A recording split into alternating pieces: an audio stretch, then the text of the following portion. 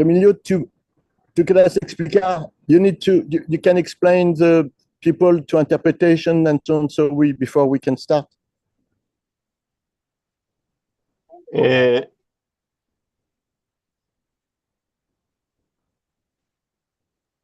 Sim. Bom dia, boa tarde, boa noite a todos. Queremos, antes de começar, dar algumas instruções técnicas aqui sobre o uso do Zoom. Então, eu vou falar em português e em inglês. Espero que todos os participantes consigam perceber, porque depois cada um vai ter as suas línguas nas diferentes salas de tradução. Então, aí embaixo na barra inferior direita, vocês têm um botão chamado interpretação. É simples, com um globo, e há que clicar aí nesse botão para entrar na sala, para escolher o idioma e poder entrar na sala respectiva.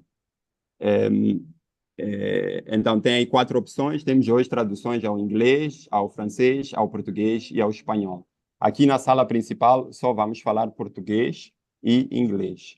A nossa convidada especial, a Mali, vai falar em inglês, e a nossa convidada Flor Bela vai falar em português. Então, espero que os que querem tradução ao português tenham conseguido perceber esta instrução e agora vão poder entrar nas respectivas salas. Vou repetir isto agora em inglês, um momento só. So good morning, good afternoon, and good evening, everyone. So I'm giving a few instructions for how to access translation. In our main room here in Zoom today, we will only be speaking Portuguese and English. Our special guest, Mali, will speak in English, and our special guest, Flor Bela, will speak in Portuguese. So we'll be translating these 2 languages into 4 other languages. That is English, Portuguese, French, and Spanish. You need to access these translations at the bottom of your screen. There is a globe with marked interpretation. And that's where you need to click to access the different language. You can choose between one of these 4 languages. And everything else, this is the only part that will be general. Everything else, we ask you now to go to your rooms so you can access the different language that you want to hear. If you want to understand either English and Portuguese, you can just stay in the main room without the need for translation. Dale.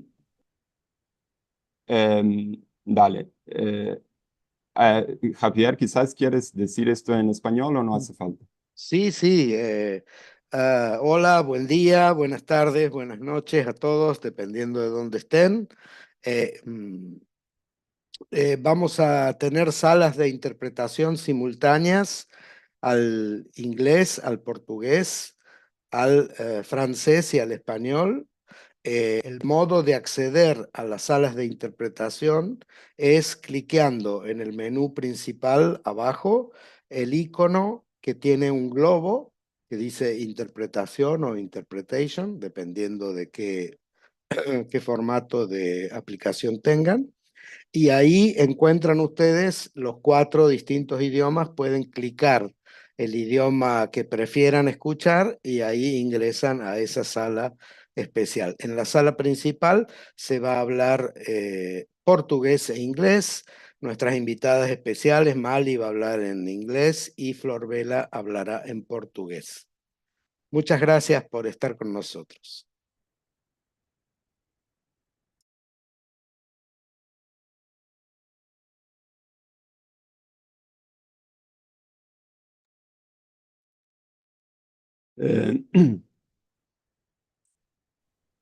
So we are giving 1 minute just for you to all go to the different translation rooms. Estamos dando 1 minutito para que se van a las salas de traducción y ya empezamos en unos segundos. David, si tú quieres decir las instrucciones en francés para aquellos que hablan francés. Aujourd'hui, la discussion va être en anglais et en portugais. Pour les gens qui sont intéressés pour avoir la traduction en français, vous pouvez sélectionner en bas de votre écran pour l'interprétation en français qui sera traduite. Merci.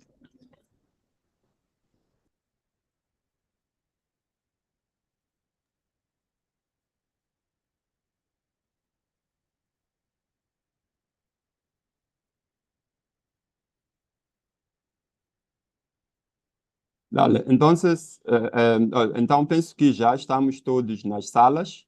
Quero acreditar. Vou pedir algum sinal se houver alguma dificuldade, porque aqui no Zoom, por acaso, não vejo os participantes, só vejo a nós, os painelistas. Mas, havendo alguma dificuldade, acredito que poderão comunicar-se através do chat ou através do Q&A. Então, encontram aí embaixo esses dois campos de chat e de Q&A. Q&A, perguntas e respostas, e chat para comentários gerais. Então, também, se houver alguma dificuldade, por favor, não hesitem em transmiti-la por um desses dois canais. Se há alguma dificuldade, por favor, equipa técnica, por favor, avisem se houver alguma questão que eu devo ter atenção, ou o Javier. Ok, vamos começar então. Vamos começar.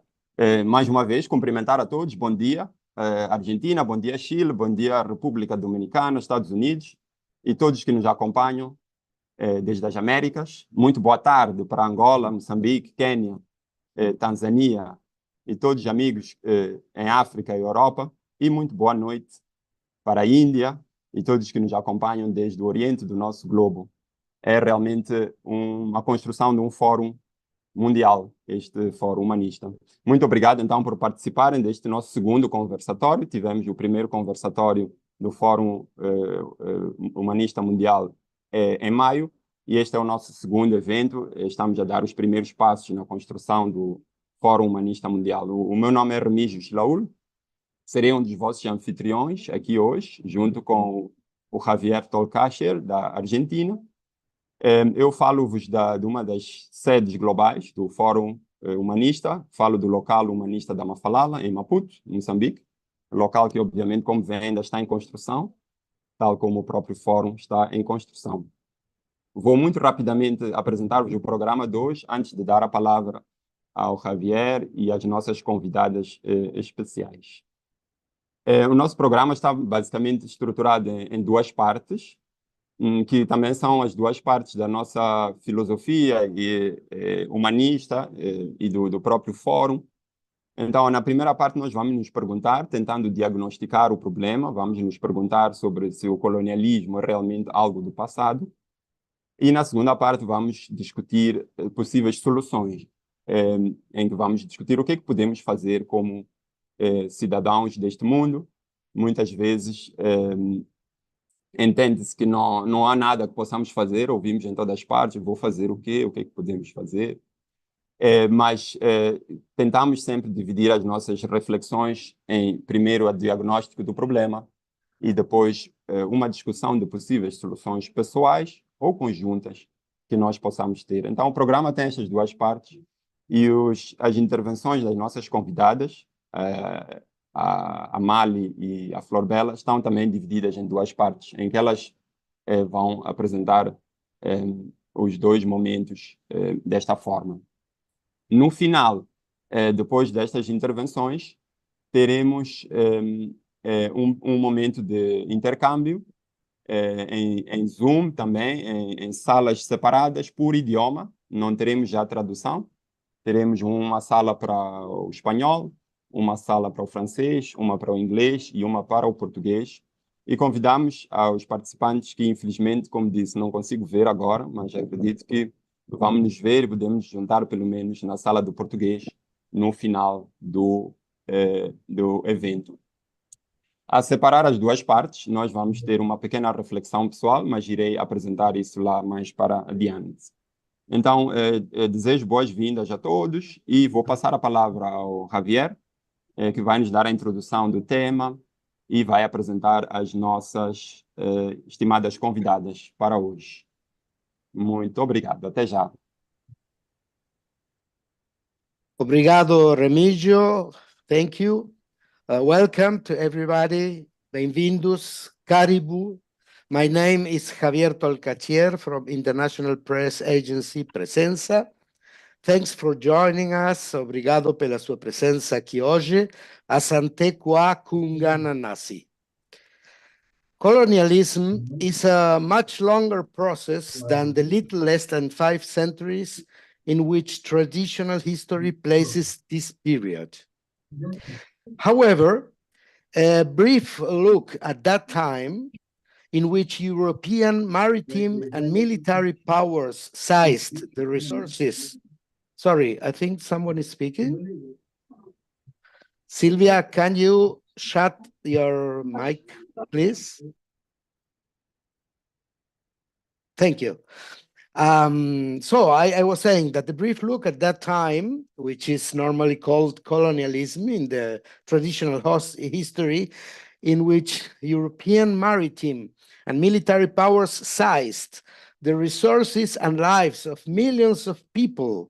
This shows us that this period of colonialism was a brutal genocide, a massive transfer of wealth to the centers of colonial power, represented the subjugation and even destruction of marvelous cultures, and imposed an exploitative, racist, and predatory type of civilization. After the wave of national independences that gave rise to the current map of nation states, the former colonial powers changed their strategy and installed more subtle forms of domination. This neo-colonial model can be summarized in the concession of a formal sovereignty which tries to hide a real dependence in the form of military and economic so-called cooperation agreements that allow the exploitation of the ex-colonies to continue and do not modify the installed structure of cultural supremacism. On the other hand, various forms of segregation, of discrimination, and inequality derived from the previous cycles of imperialist violence persist still in previous colonized societies. This is evident even in the more wealthy societies and is reflected in the living conditions of migrant minorities and their descendants who now are natives. Faced with these painful situations, unworthy, totally unworthy of the human condition, we ask ourselves, is it a question of forgetting or falsifying memory, or rather of trying to repair in depth the multidimensional violence caused by colonialism? What are the steps, what are the actions that contribute to overcome neo-colonial practices? What favors dialogue, convergence, and cooperation between cultures? Are today's geopolitical and international relation frameworks conducive to reparation and reconciliation, or are they just the prolongation of the same status quo? These are some of the questions we want to address today. Before presenting our two guests, exceptional guests, who will introduce us to the subject from their own experiences, I would like to mention two coincidences that highlight the importance of overcoming the remnants of colonialism at all levels. The UNESCO, in a resolution adopted 3 years ago, proclaimed one day as today, 7th of July, of each year as the World Kiswahili Language Day. Kiswahili is one of the most widely used languages of the African family. It is among the 10 most widely spoken languages in the world, with more than 230 million speakers. The text of the resolutions remarks the role the Kiswahili language plays in promoting cultural diversity, fostering dialogue among civilizations, and noted the need to promote multilingualism as an essential factor in harmonious communication between peoples, which promotes unity in diversity and international understanding, tolerance, and dialogue. We would also like to remember that exactly 33 years ago today was held at the University of Fine Arts in Mexico City, the forum Humanism and the New World. In that occasion, the founder of the humanist movement, Silo, pointed out, I quote, "The subjugation of our American cultures by the European powers has nothing to do with the dialectic between culture and technology, but rather responded to a social model that for 500 years until recently was coined in the matrix of obscurantism and absolutist institutions. Such a phenomenon was historical, political, and social, and not at all an event in which the peoples and the popular classes of Europe were involved, at the time as oppressed as in other parts of the world." Silo continued on that occasion saying, "Moreover, both the European humanists and later the humanists of America suffered the same persecution on both continents until they were able to make their contributions to revolutionary change also on both continents." Ends the quote. So here we are today, also to make our contribution to that revolutionary change. Now, finally, let us present our distinguished guests. Florbela Catarina Malaquias is the president of the Humanist Party of Angola since 2020 and is now member of parliament representing the Humanist Party since 2022. She's a lawyer and journalist and acted as executive director at the National Broadcaster of Angola between 2010 and 2011. She's also member of the Commission for Reconciliation in Memory of Victims of Political Conflicts, member of the Angolan Bar Association, and of the Angolan Association of Women in Legal Careers. She is also member of the Angolan Journalists Union and integrated the board of directors of the Southern African Broadcasting Association, SABA, between 2010 and 2012. In 2022, she became the second woman in the history of independent Angola to run for president of the Republic, leading a campaign to humanize Angola. Thank you for being here, Florbela. For her part, Mali Kentucky has studied and experienced the spirituality of ancient cultures for over 15 years. From the origins of humanity in Africa and their civilizations, and also the Eastern and Western American native cultures. She met the Queros in Peru, direct descendant of the Incas. With them, she participated in the first integration of native peoples and in the 100-day Capacñan, that is the Inca Trail pilgrimage, the first after 700 years in the Andean Mountains, more than 5,500 meters high. Mali is a public speaker, podcaster, and author of Capacñan, a series of 6 books. She is the founder of Ubuntu, El Retorno, the return of Ubuntu, an educational open project in Spanish and English dedicated to promote the true history of Africa and the resilience and contribution, past and present, of Africans today in Africa and the diaspora. Welcome, Flor Bela. Welcome, Mali. So we give Flor Bela the floor for her intervention.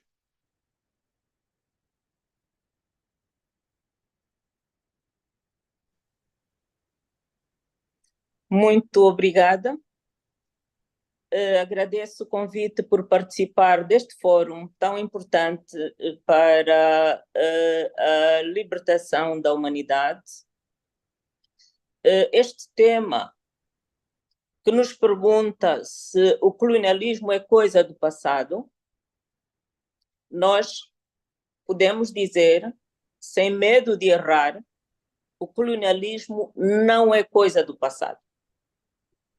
O colonialismo apenas se reconfigurou em neocolonialismo para o controle pelas antigas potências das suas ex-colônias, para não ter a necessidade de ter uma ocupação direta territorial. As antigas potências coloniais mantêm a dependência e a subordinação das ex-colônias por meio de diversas estratégias econômicas, políticas, culturais, militares e agora até informacionais. As potências coloniais continuam a explorar os recursos naturais e os mercados nas antigas colônias. Durante a Guerra Fria, os Estados Unidos e a União Soviética estenderam as suas influências sobre os países então recém-independentes para evitarem que caíssem no bloco da influência do bloco oposto. Criaram uma forma menos ostensiva de exploração e subjugação, mas muito mais nociva: o neocolonialismo. Isto é prova evidente de que o colonialismo é atual, mas sob uma nova roupagem. E como é que se manifesta esse neocolonialismo? Manifesta-se pelo domínio econômico. A economia das ex-colônias continua a depender de estruturas da era colonial, limitada à exportação de matérias-primas e importação de bens manufaturados, numa relação de subordinação econômica que cria o subdesenvolvimento desses países, que são as ex-colônias. As empresas multinacionais dos países desenvolvidos estabeleceram operações nas ex-colônias, controlando os setores-chaves da economia, como a mineração, o petróleo, a agricultura, tudo em detrimento das economias locais. Por seu lado, a dependência do capital estrangeiro, promovida pela globalização, absorve as economias periféricas de forma exploratória, sujeitando-as e assegurando a perpetuação dos interesses das antigas metrópoles. Também o neocolonialismo se manifesta pela dependência financeira. As instituições financeiras ditas internacionais, como o Fundo Monetário Internacional e o Banco Mundial, impõem programas de ajuste estrutural que forçam cortes em gastos sociais, obrigam a privatizações e a liberalização econômica, beneficiando os credores e os investidores estrangeiros. As ex-colônias que contraem as dívidas para financiar esse tal desenvolvimento são condicionadas a exigências limitantes da sua soberania econômica. O neocolonialismo também se manifesta pela chamada ajuda ao desenvolvimento. Essa tal ajuda ao desenvolvimento, condicionada a um poderoso instrumento de política externa. A ajuda internacional faz-se com a imposição de políticas econômicas e sociais alinhadas aos interesses dos doadores. E ainda os acordos de livre comércio, que frequentemente favorecem as economias mais fortes, permitindo-lhes o acesso preferencial aos mercados das ex-colónias, enquanto impõem barreiras às exportações dos países mais pobres. Temos também a interferência política. As antigas potências coloniais frequentemente apoiam os governos autocráticos que favorecem os interesses econômicos e políticos das antigas potências coloniais. As estreitas relações com as antigas potências coloniais perpetuam um sistema de governança em detrimento dos interesses nacionais. Os governos locais que pretendam romper com essa ordem econômica estabelecida são frequentemente alvo de intervenções diretas ou golpes de Estado apoiados externamente para manter a ordem neocolonial. Temos também a hegemonia cultural. O imperialismo cultural afeta as raízes das culturas das ex-colónias, criando uma visão de mundo que favorece o seu modelo de desenvolvimento e os seus valores. A educação, o mercado, a média e instituições culturais promovem a superioridade dos valores das antigas potências, que são as potências ocidentais, e marginalizam as tradições, os usos, os costumes, as línguas e os conhecimentos locais, o que se reflete na perda da identidade cultural. Este é o legado perverso deixado pela dominação colonial que persiste ainda no presente. E temos também a dominação social. Os países pós-coloniais mantêm as hierarquias estabelecidas pelos colonizadores na sua estrutura social, tanto no tocante à divisão de classes, quanto à distribuição desigual de recursos e também a exclusividade da detenção do poder por elites minoritárias. As elites formadas durante o período colonial guardam os seus privilégios e impedem a redistribuição justa das riquezas, minando a coesão social. Na maior parte dos casos, replicam as políticas de exploração e opressão promovidas pelas instituições financeiras internacionais. E nós trazemos aqui algumas possíveis vias de solução para contornar essa situação, o que, do meu ponto de vista, ou do nosso ponto de vista, demanda por uma grande solidariedade, uma grande organização e um grande engajamento de todos nós para superarmos esta situação. Entendemos que é necessário atuar nas diversas dimensões das atuais manifestações da colonização. Alguns caminhos possíveis para ultrapassar esta herança colonial e promover algum desenvolvimento, independência, soberania e autoestima terá que passar no domínio mental. A primeira e mais importante medida que seria a descolonização mental e cultural, que passa por valorizar e vitalizar as culturas locais, promover a identidade cultural das gerações mais jovens através de uma educação que produza e transmita conhecimento a partir de perspectivas endógenas, considerando a história, as línguas nacionais e as expressões artísticas e culturais locais. No domínio econômico, talvez podemos visualizar reformas estruturais e econômicas a fim de se criarem sistemas econômicos mais justos, focados no desenvolvimento interno.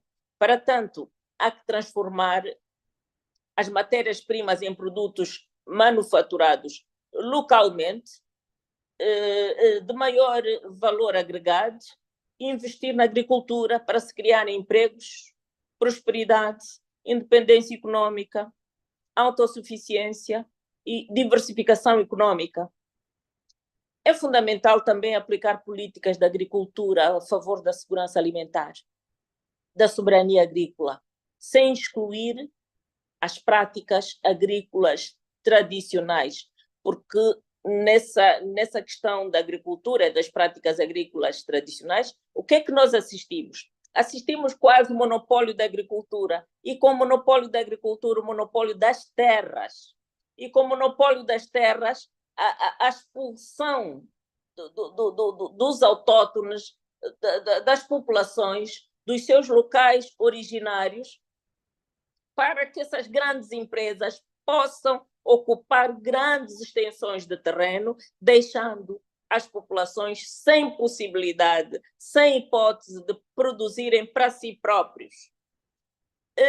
No domínio social, defendemos o respeito e proteção dos direitos humanos. Esse respeito deve ser feito tanto pelas pessoas como pelas instituições, para que nós possamos observar alguma justiça social. A qualidade das instituições democráticas que possibilitem a boa governança, a utilização equitativa e eficaz dos recursos públicos, o acesso das pessoas aos recursos disponíveis são essenciais à realização da justiça social e econômica. Isso por quê? Porque praticamente o que nós assistimos é que os governos, que são praticamente substitutos dos colonialistas, eles não permitem que os cidadãos tenham acesso às riquezas naturais do país. Não permitem. E a pobreza torna-se crônica, como se passa, pelo menos aqui no meu país. Também defendemos que haja maior participação comunitária nos processos de tomada de decisões políticas e econômicas, descentralização do poder e mecanismos independentes de supervisão e responsabilização para levar os líderes políticos a atuarem no interesse público. Também aqui há uma vertente que se coloca no domínio da cooperação, dizer que a cooperação e a solidariedade global são fundamentais para erradicarmos os vestígios da colonização. As organizações humanistas devem tomar a dianteira desse processo, denunciar os programas de ajuda ao desenvolvimento que atendem às prioridades dos doadores, ao invés de atenderem os interesses dos beneficiários. Apelar para o cancelamento das dívidas externas perpétuas, injustas e insuportáveis para as colónias. Estreitar os laços com outras organizações de direitos humanos para juntos trabalharmos pela justiça e pela paz mundial. Assim, em jeito de primeiro momento, era o que se me oferecia dizer e agradeço bastante a vossa atenção. Obrigada. Obrigado, Flor Bela, pela sua exposição. Thank you, Flor Bela, for your exposition, for your intervention, very clear, very, very deep. And now we pass the word and we give the floor to Mali Kentucky. Please, Mali. Peace, family, and thank you so much for your invitation and all the people that have been involved in bringing this program together. I really appreciate it. And so as a younger sibling, I come to you oftentimes with spearheaded stinging words that I hope reaches your deepest part of you today, because what we're talking about is a virus, is what I call a virus. And it has expanded and covered the entire earth. So I'm glad that we're having a conversation about this topic, that it's very important for us as humans to be able to not only evolve, but to go to the next level as part of our experience here on this earth.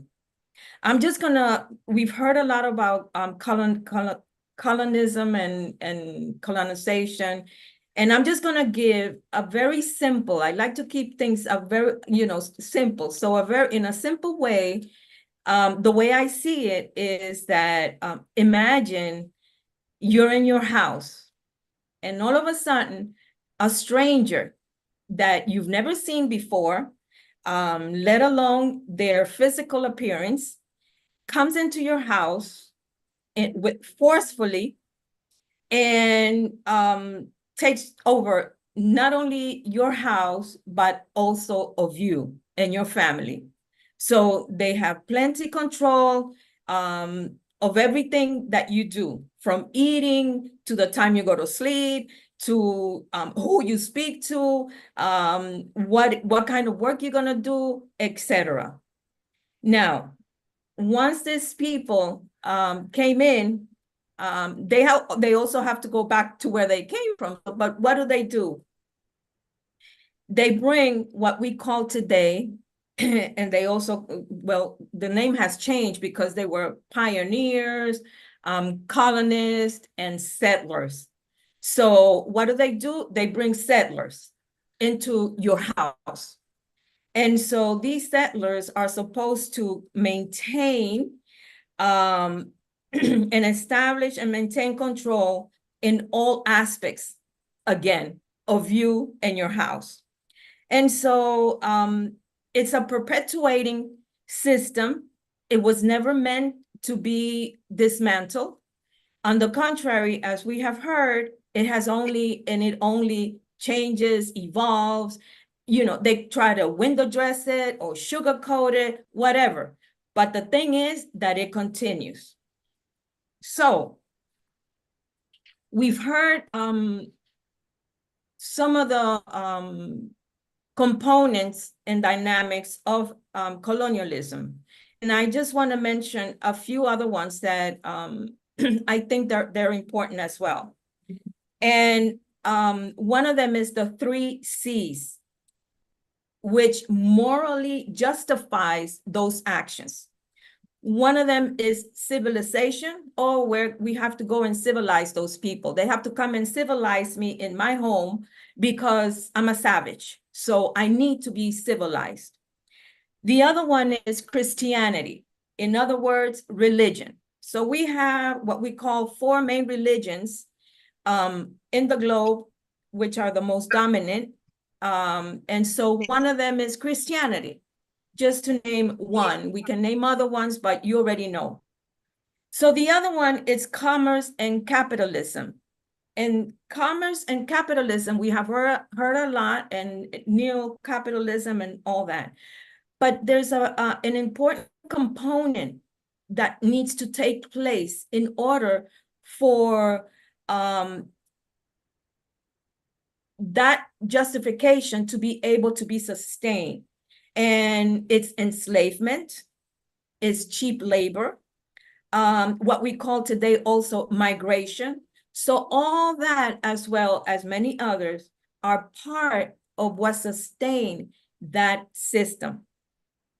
We also have the private corporations. Now, those have been and still are the greatest benefiters of colonialism. So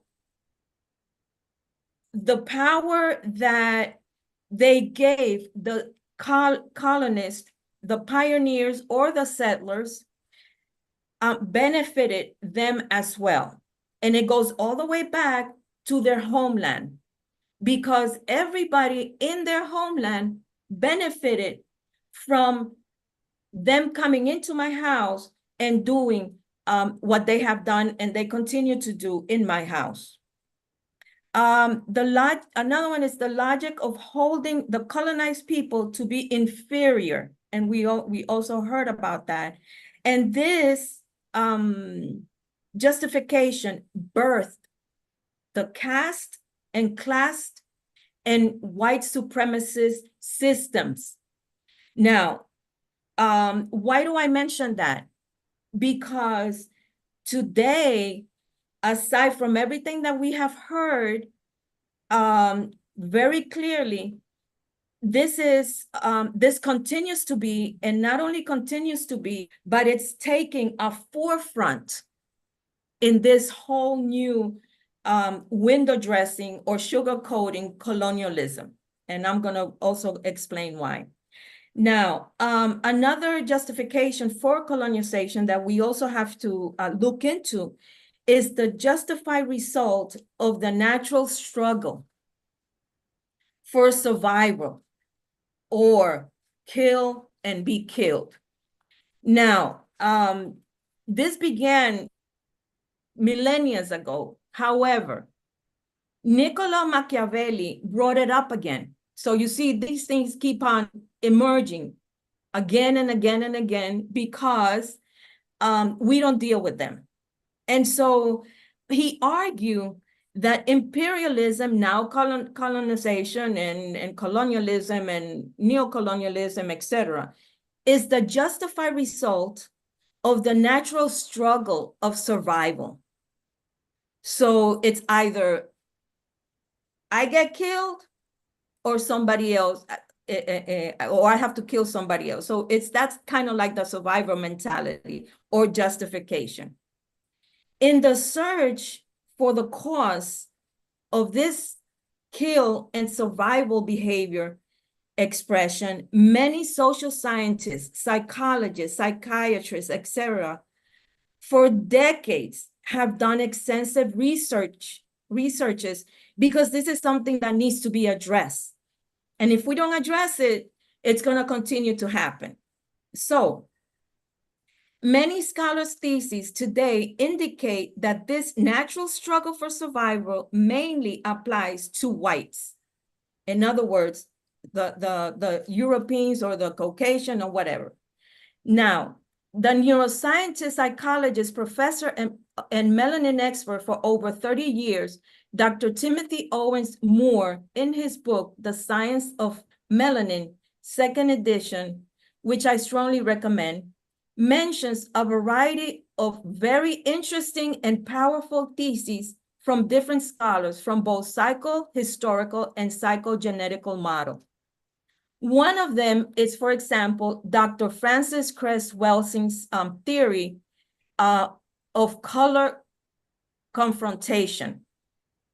And I quote, Welsing believes that whites have developed and maintained a global system of supremacy to prevent genetic annihilation because they lack the genetic capacity to produce significant levels of melanin. The global white minority must act genocidally against peoples of color to ensure white genetic survival. Kill or be killed mentality. The most profound aggressions have been directed toward the Black, non-white people who have the greatest color potential and therefore are the most envied and the most feared in genetic color competition. Welsing points about white supremacy culture are logical and extremely difficult to debate. And it is difficult to ignore the human destruction caused by certain groups of Europeans in the last 500 years. Her goal was and is not to spread hate, but to analyze the white supremacy epidemic and neutralize it with rational and logical treatment. He states, we can state that such behavior developed as a result of threatening psychohistorical experiences. For example, a cold, harsh, and resource-limited environment. Historically, nature was not a severe threat in this way to peoples of African descent or other parts of the world. Thus, they had no need to respond aggressively to nature or to the world's inhabitants, end quote. Now, other scholars asserted that the kill or be killed mentality is necessary in order to ensure national security. And we also know that that is false. We continue to perpetuate colonialism so we can see right now what's happening in the Middle East, and witnessing what's happening there. And most likely we can see that, or very likely we can see that it expresses full-blown the in-depth justifications for colonialism.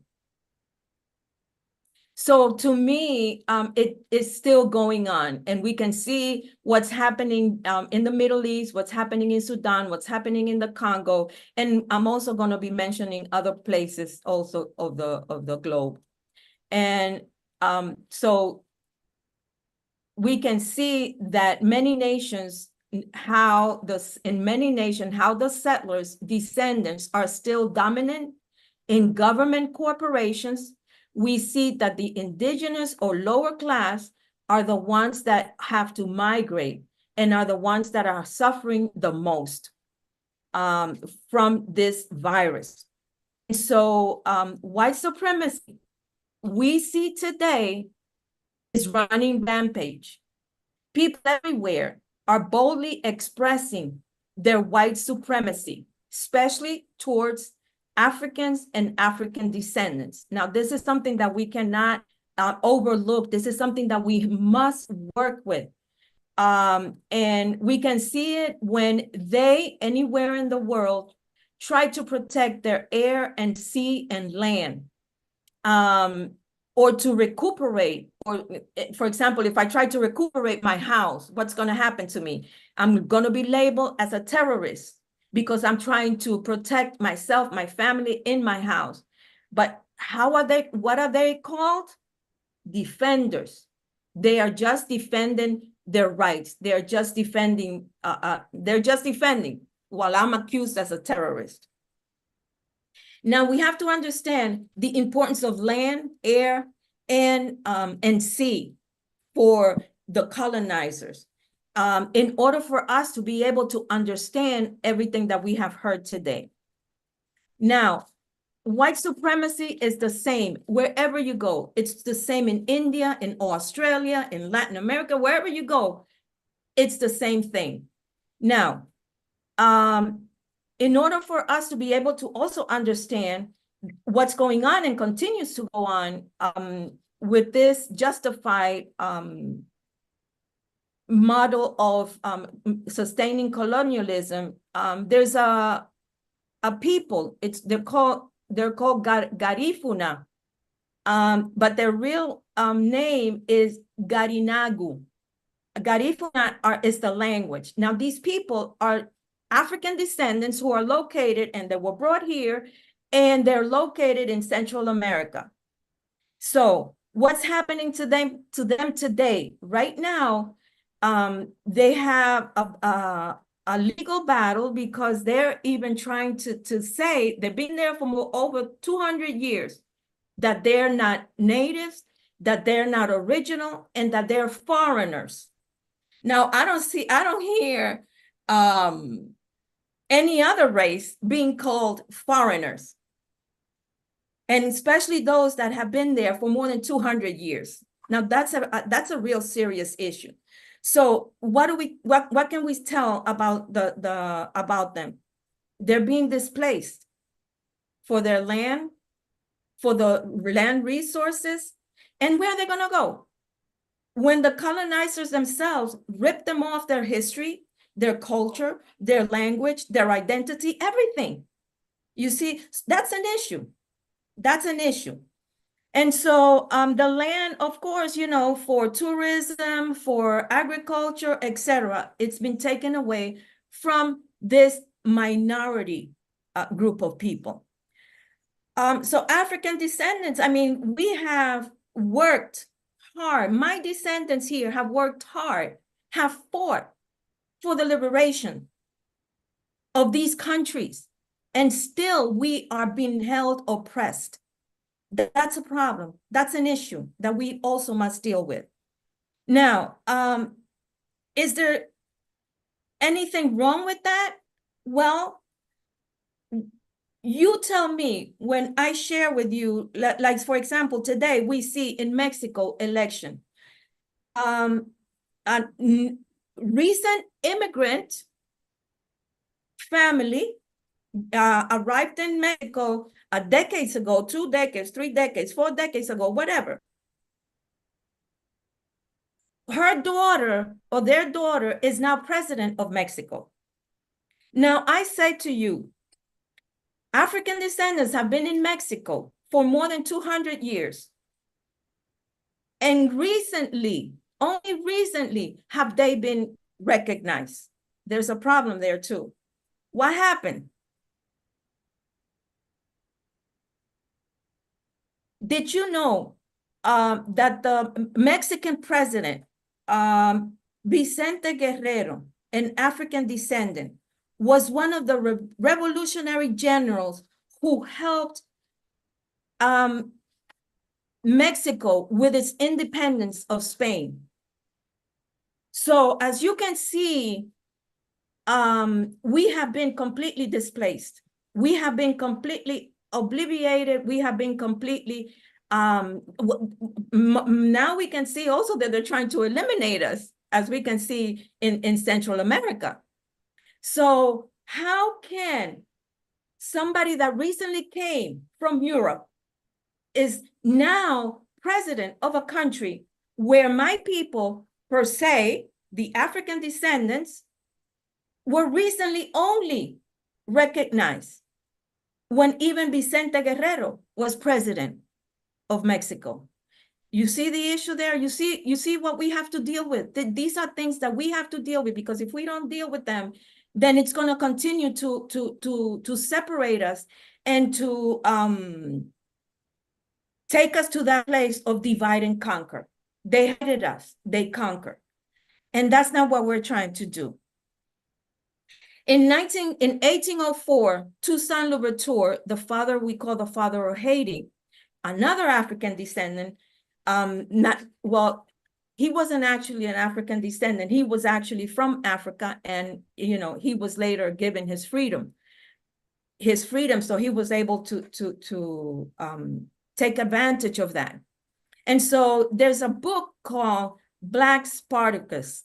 So in that book, the author says he was the first leader in all the world at that time that realized that he was to govern a universal humanity. Listen to that.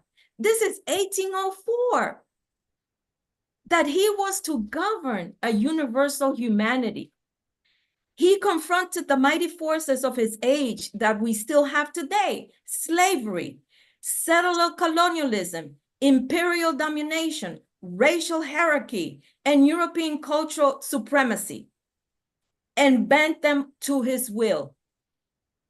One only can imagine where we would be today if Napoleon Bonaparte has not caught him and said, my decision to destroy the authority of the Black in Saint-Domingue is not so much based on considerations of commerce and money as on the need to block forever the march of the Blacks in the world.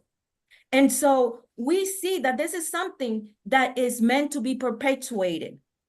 In the United States national anthem, in the third verse, it says, no refuge could save the hurling enslaved from the terror of flight or the gloom of a grave.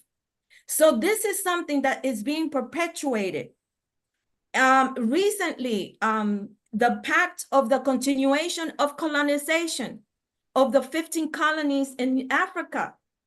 This is the pact that was brought to them by France for them to be able to obtain their political liberation, called the Pact of the Continuation of Colonization. You can look it up.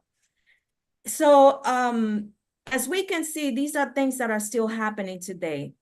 And the UN Secretary General, Antonio Guterres, had to stand up and say, I urge states to take concrete steps with full participation of people of African descent and their communities to tackle old and new forms of racial discrimination and to dismantle entrenched structural institutional racism.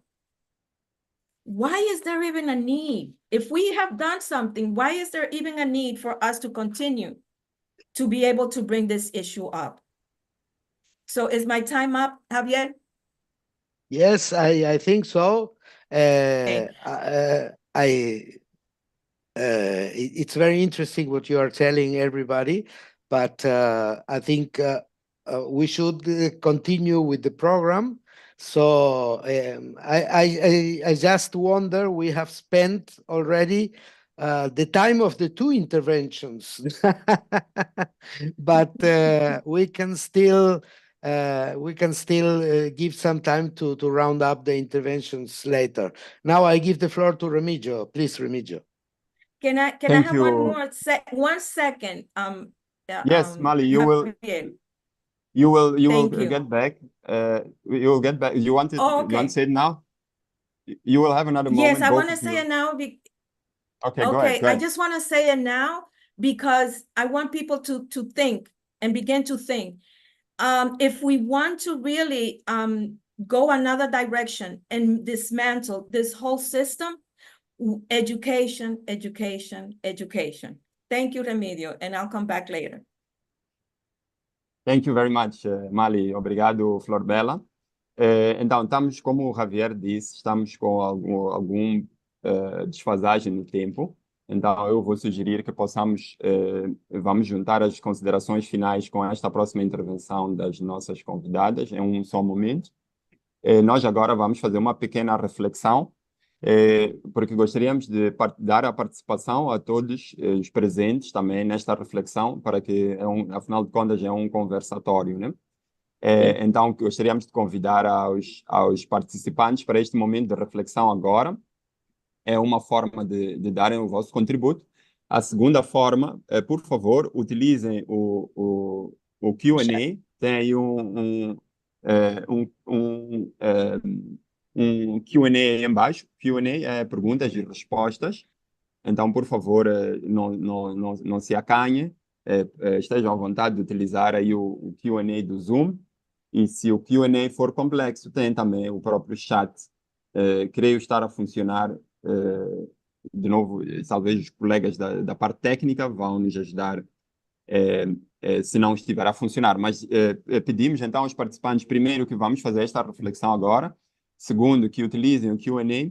E no final, vamos ter, depois desta última ronda de intervenção, vamos ter alguns momentos para tomar um café virtual nas salas e voltaremos para anunciar essa parte.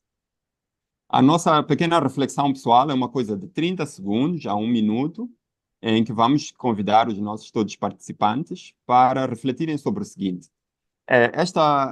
Se pudéssemos relacionar esta situação que descreveram as nossas convidadas, elas falaram do racismo, falaram do colonialismo, falaram da exploração do continente africano por grandes potências e organizações internacionais. Se pudéssemos relacionar esta situação com as nossas vidas pessoais, porque realmente parece alguma coisa distante, se calhar é realmente algo que está muito longe da nossa realidade, de ter algo a ver conosco, mas se fizéssemos esse pequeno esforço de relacionar esse contexto que herdamos com as nossas vidas pessoais, que atitudes e que ações poderiam contribuir para ultrapassar esta situação?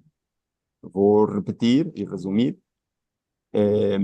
Se pudéssemos relacionar com as nossas vidas pessoais esta situação descrita, que nós não escolhemos, mas sim herdamos, que atitudes e ações nossas pessoais poderiam contribuir para superá-las? Então, vamos dar 30 segundos a 1 minuto para cada um refletir individualmente, cada um e cada uma dos presentes, refletir individualmente e, no final, teremos, então, o nosso café virtual, onde poderemos trocar algumas impressões sobre esta questão. Então, demos aqui 30 segundos de silêncio ou 1 minuto antes de voltarmos para as considerações finais das nossas convidadas.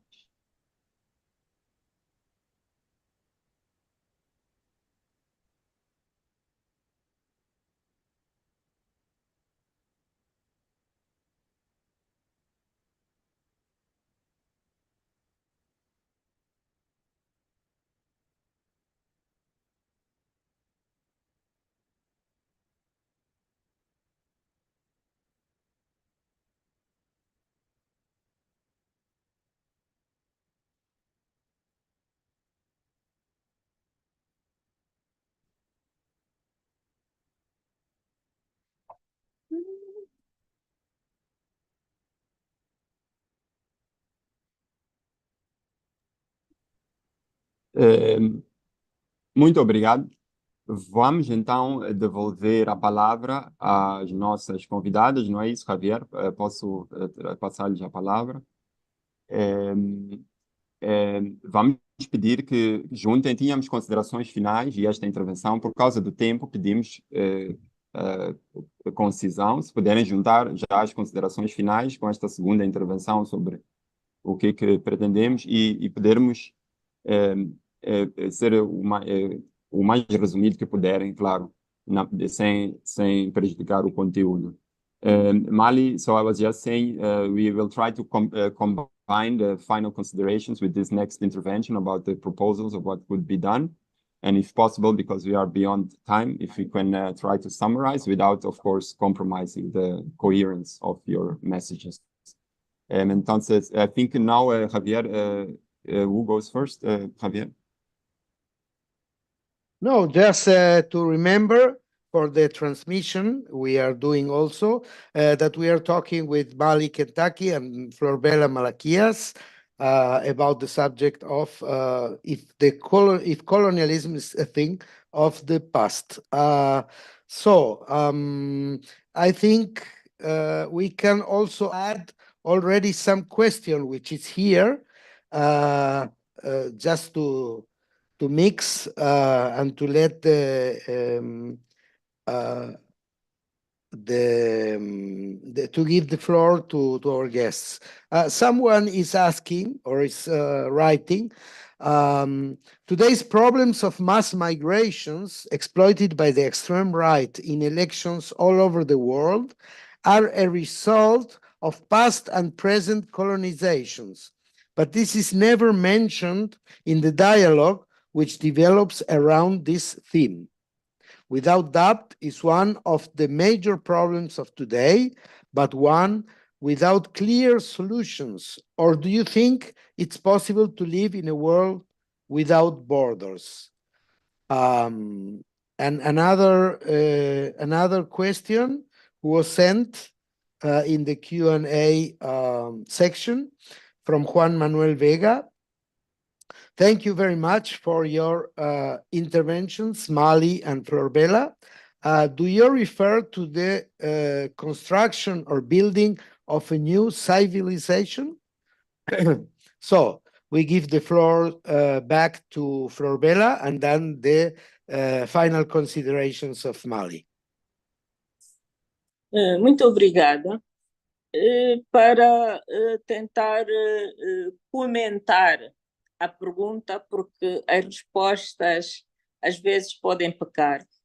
Sobre essa questão da imigração, é mesmo, não só é um resultado do colonialismo, como é um instrumento, uma operação do próprio colonialismo e do imperialismo, porque é esse sistema que fomenta a pobreza para depois ter matéria-prima. Eu chamaria mesmo a esses pobres que eles transformam em matéria-prima para servir os seus interesses.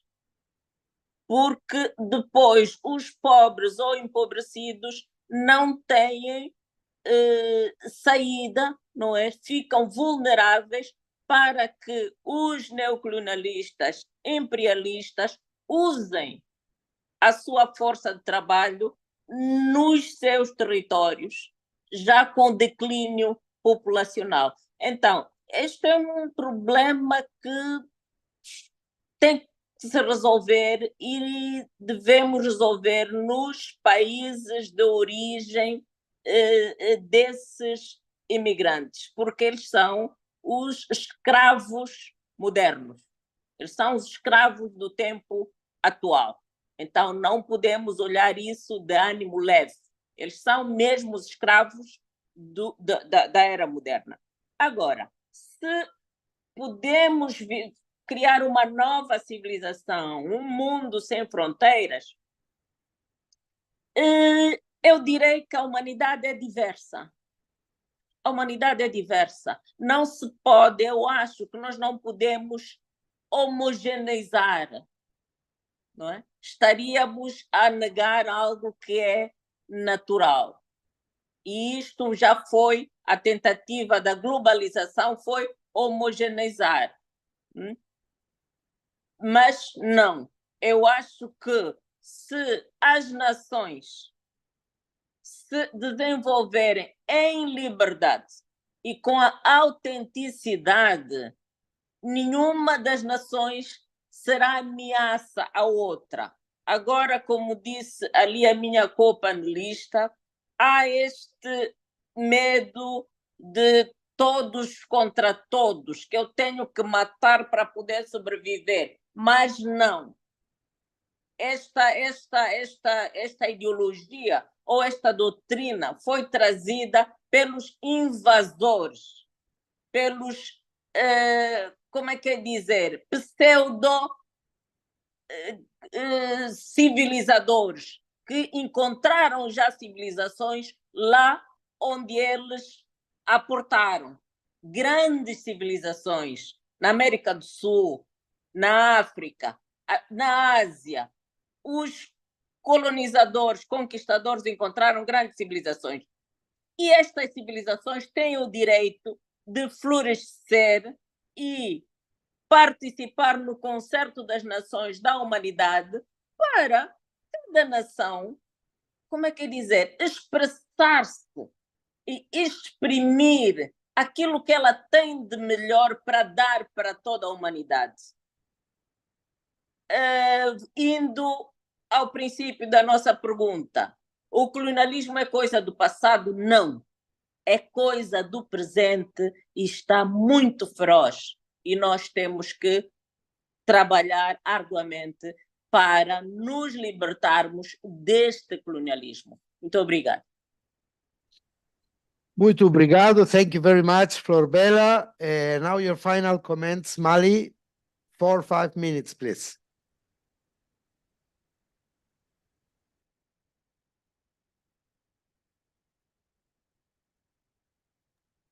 Yes, thank you. Can you please repeat the question, Javier? No. The question was if to comment the thing of the ascension of the far right as a result of migration and the connection between migration and colonization, and also if we are talking on about the possibility of the construction of a world without borders. That were the questions made by some attendants. But your final comments, please. Yes, as I mentioned, I mean, we've given very little time, but I did mention migration. So, because I understand the importance of migration. So probably just because I said it very shortly, it was, it just went through. But no, I am very aware of the importance of migration. And yes, like Frau Bela said, it is a result of that virus. And so, and look, and that's what I say, who are the ones that migrate? Are the poor, the lower class? I mean, these are the people, but why? And so, yes, and what are they doing? Because it's all manipulation. So they're trying to manipulate the system as well. Because when the power tells their people that somebody else is coming to take their place and to substitute them, how are they going to react? Of course, they're going to be defensive. They're going to be acting on the defensive side. Now, why don't those governments or those power governments give reparations to those countries so that at least those people can recuperate the real far behind wealth that have been taken from them? So you see, that's another topic in itself, another topic completely. And trust me, there's a lot of information there. So going along, because I have to shorten it up. As far as the no border, please understand, we are in a process. We are in a process of trying to recuperate ourselves first in order for us to be able to come out differently than what we have been programmed to be. We have to realize that from all the programs that we have been injected, nothing coherent is going to come out, because whatever we try to bring out, it's still going to be coming out with residuals of those programs. And so we need to work a lot with ourselves. Who knows? Maybe that part of us will take us to that borderless world. I don't know. But we're in the process of getting somewhere. At least let's do that as far as I'm concerned. Now, the new man, we might call it, according to George Jackson, he says, the unpredictable culmination of the revolutionary process, this new man will be better equipped to wage the real struggle, the permanent struggle after the revolution. In other words, after we do the change in ourselves first, and then as a collective, then something new is going to come out. You see?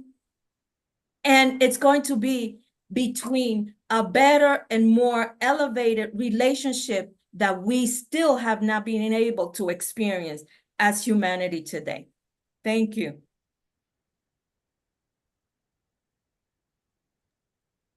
Many thanks to you both.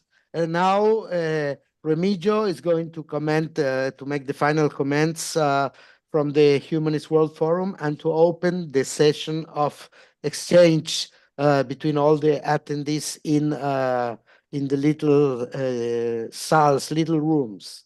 Please, Remigio. Thank you very much. Thank you, Mali. Obrigado, Florbella. Thank you very much. I think these interventions have been very good. I won't try to. I wouldn't be able to summarize or comment in an adequate level. Luckily, we have recorded and we are on YouTube. So for as long as YouTube is there, people can revert back to this very important talks. And oh, sorry, I just remembered I need to speak Portuguese, right? For the translators. Sim, desculpem, recordei-me que devo falar português. Agradecer às nossas convidadas, Mali e Florbella.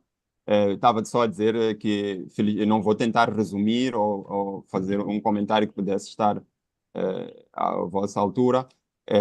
Só dizer que esta foi gravado, estas intervenções, então vão estar no YouTube, para quem quiser revisitá-las e conhecer melhor estas lindas intervenções. Nós vamos fechar agora com... só vou fazer um breve resumo, mais uma vez, do Fórum Humanista que estamos a construir. Este foi o nosso segundo conversatório.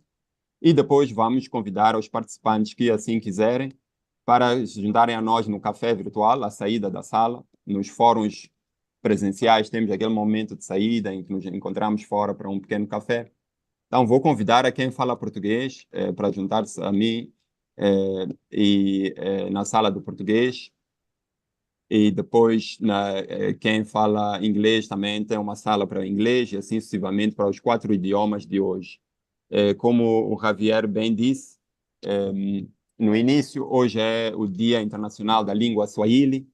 Infelizmente ainda não temos suficientes participações em Quênia e Tanzânia, mas vejo aqui alguns amigos que participaram da Tanzânia. Então acredito que os próximos conversatórios já teremos também tradução ao idioma Swahili. Isto já é um convite aos nossos participantes aqui da Tanzânia que hoje se juntaram a nós. O Fórum Humanista, então, é basicamente isso, é este intento, baseado num discurso importante que o Silo, o fundador do movimento humanista, fez em 93, já em 1993. Portanto, estamos a construir agora o Fórum, mas os antecedentes já vêm de algum tempo atrás. E queria só deixar ficar algumas das bases deste nosso Fórum. O nosso Fórum está, como disse, está em construção. É um fórum que pretende ser uma rede de iniciativas progressistas a nível mundial, em que nós vamos poder intercambiar rapidamente informação entre Angola, República Dominicana e qualquer outra parte, porque as iniciativas isoladas já não serão suficientes. As forças anti-humanistas, como nos explicaram muito bem a Flor Bela e a Mali, são forças globais. Nós temos o imperialismo é global, as forças de comunicação que controlam os meios de comunicação são globais.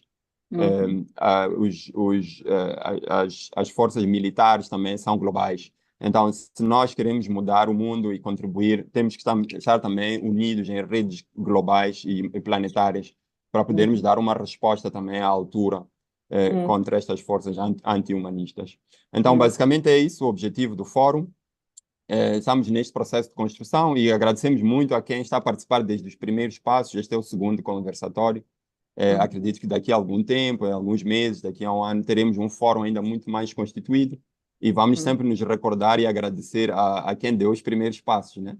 Então, agradecer muito mesmo à Flor Bela e à Mali por confiar em nós desde tão cedo e também a todos que participaram aqui hoje para este inspirador momento de base para estamos no runway, na pista, para antes de levantarmos o nosso voo. Agradeço bastante. Vou então pedir à equipe técnica que coloque o link para irmos às salas de café virtual. Passaremos lá alguns minutos. E também coloque a página, o e-mail, onde poderão colocar se houverem algumas contribuições saídas do café virtual, ou se quiserem partilhar as vossas reflexões pessoais, que as coloquem que nos enviem por e-mail, para o nosso e-mail oficial. Eu estou a pôr aqui em todos os chats, acredito que já tem a equipe técnica, vai fazer chegar. Então, caros participantes, caras participantes, nos encontramos aí do outro lado, no café virtual, e, por favor, nos escrevam por e-mail, temos aí o nosso e-mail, as vossas reflexões, aquelas de 1 minuto, aquela primeira ideia que veio à cabeça, por favor, partilhem conosco através do nosso e-mail. O e-mail está aí no chat, também está aí no chat o link para irmos às salas de café virtual. Penso que é tudo por hoje. Flor Bela, mais uma vez, obrigado. Mari, thank you once again. And Javier, thank you very much as well. Whoever is going to the coffee rooms outside, please feel free to join the link, and we'll see each other on the other side. And in any case, if we don't see each other there, we will see each other on the next time. Thank you very much. Muito obrigado. Asante sana. How do I get to the coffee room? You have in Very the good chat question. the link, Mali. Info at World Humanism Forum? No. Another Zoom link, because this Zoom was prepared for a webinar and not I for also don't the have it in, exchange. But could you put the link again, because I also don't have the link here. Okay, I don't wait a minute.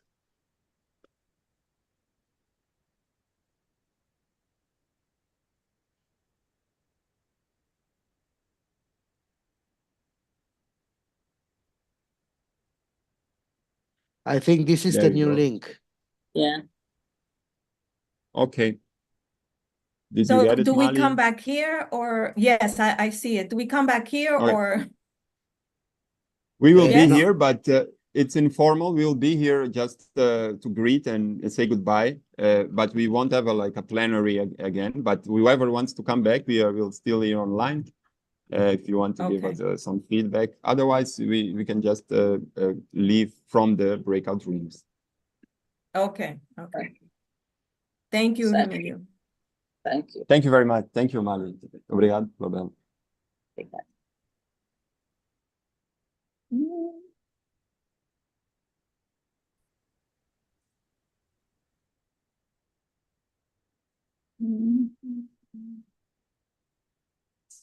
Ok.